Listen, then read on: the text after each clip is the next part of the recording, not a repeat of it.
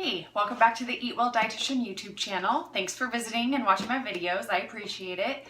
So recently in some classes we've been making beets, and so we did roasted beets over wheat berries, and I'm gonna go ahead and make a video of that. It's actually really tasty. And then you put it over greens, so then it would kind of be either a side to go with your dinner, or you could add some garbanzo beans to it for a protein to make it a whole meal, or I think it would also go really good with chicken. So whatever would make sense to you. So a couple steps in this recipe. One, I'm gonna roast the beets in the oven. Then I'm gonna do the wheat berries in the pressure cooker. And since there are a couple steps, I'm cheating and using washed greens instead of chopping them to make it a little bit easier. All right, let me know how you like to eat beets for more YouTube video ideas for me. Thanks.